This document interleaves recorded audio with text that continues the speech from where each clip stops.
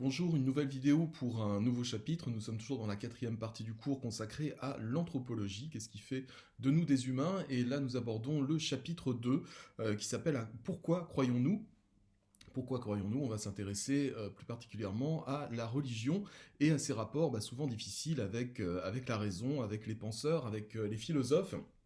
Ce n'était pas que des rapports difficiles, on a souvent tendance à opposer la philosophie en tant que critique du fait religieux, et puis la religion elle-même qui serait une non-pensée en quelque sorte, quelque chose qui tiendrait plus de la foi et qui ferait très mauvais ménage avec la religion. C'est pas toujours vrai. On va voir pourquoi. Et d'ailleurs, quand on parle de la religion, on devrait plutôt parler des religions. On dit souvent la religion, comme s'il y avait une seule religion. On sait très bien qu'à travers l'histoire, et que même aujourd'hui, à travers les cultures et à travers les continents, il y a différents faits religieux, mais on verra aussi que, à travers ces différences de faits religieux, il y a malgré tout des structures qui prédominent dans toutes les religions. Donc pour ce chapitre, bien comme d'habitude, ayez sous les yeux évidemment le déroulé du cours, ayez aussi votre manuel sous la main, et puis de quoi noter, et en particulier, on va aborder deux définitions, donc ayez aussi vos répertoires sous la main afin de noter ces définitions qu'on abordera dans la partie introduction. Alors c'est parti pour la lecture de ce cours. Donc chapitre 2, pourquoi croyons-nous, avec deux termes, deux concepts mis en évidence, c'est la religion et puis la raison. On va commencer par une introduction, comme d'habitude, pour définir les faits importants et puis en venir à une problématique. L'étymologie, d'abord, du mot religion, prête à discussion. Rien n'est vraiment sûr quand il s'agit de définir de façon étymologique la religion.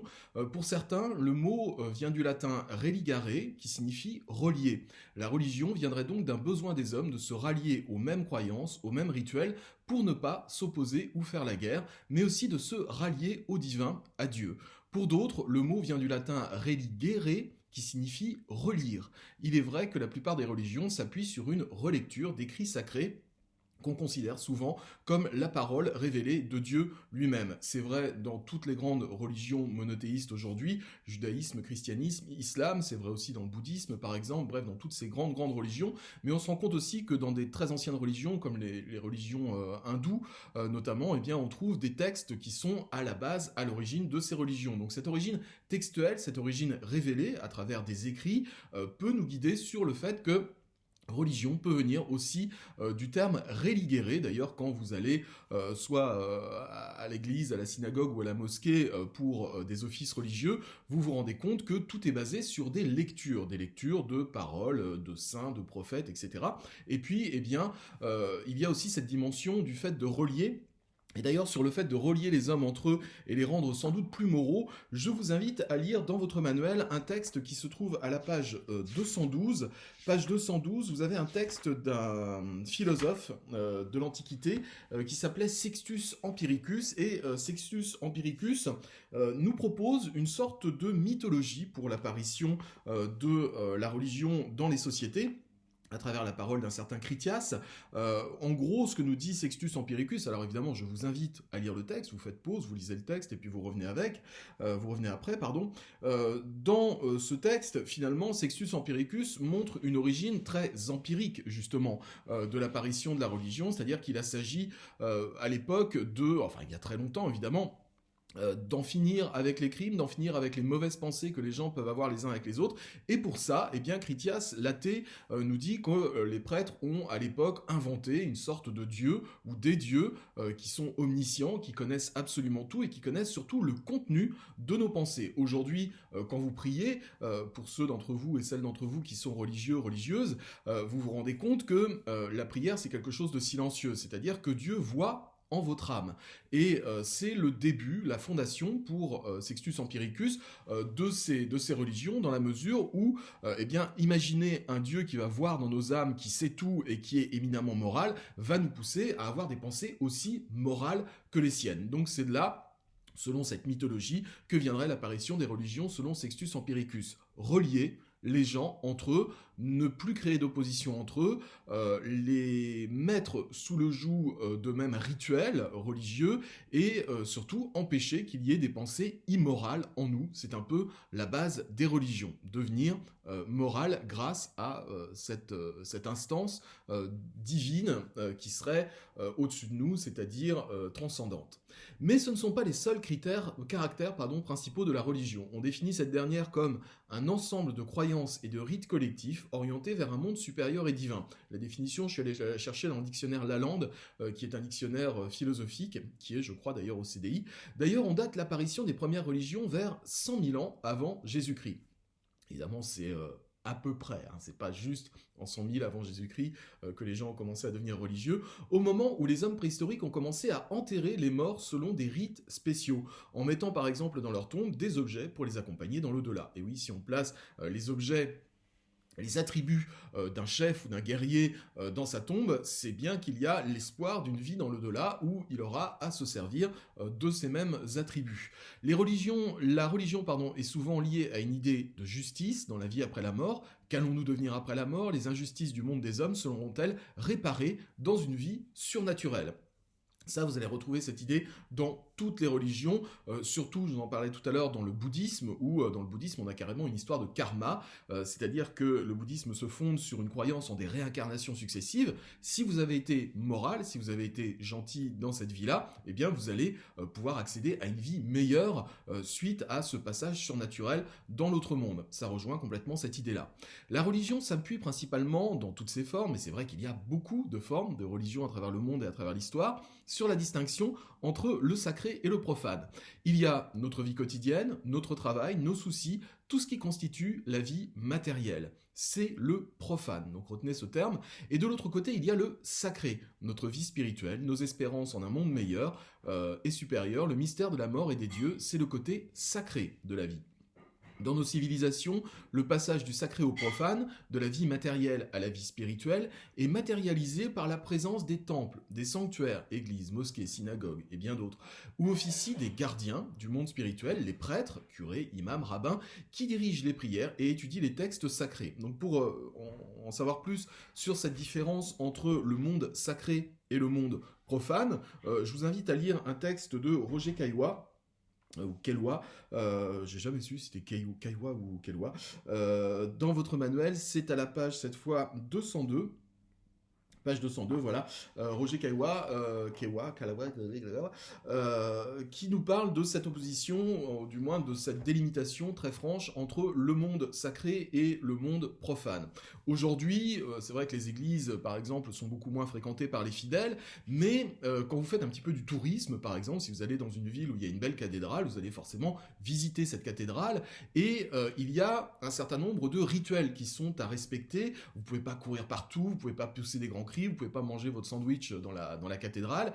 Il y a malgré tout un respect pour ce monde surnaturel qui continue à exister, même si notre monde aujourd'hui est beaucoup moins spirituel que tel qu'il pouvait l'être il y a quelques centaines d'années, au Moyen-Âge par exemple. Je vous invite maintenant à noter deux définitions dans le répertoire, la définition de la raison et la définition de la foi. Elles vont sous-tendre un petit peu tout ce chapitre. Définition de la raison, donc notez-la, hein, faites stop, pause quand vous voulez la noter. Raison. Capacité humaine d'émettre des jugements mesurés,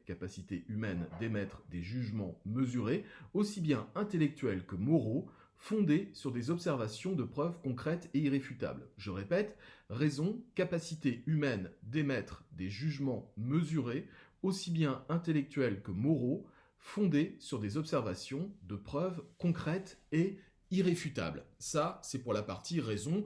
Évidemment, on utilise la raison, par exemple, dans les sciences. Maintenant, la foi, on va voir que la foi, c'est quelque chose de totalement opposé à la raison, dans la mesure où il n'y a plus de preuves, il n'y a plus de choses concrètes, il n'y a plus qu'une espérance extrêmement forte sur laquelle on va régler notre vie. Foi.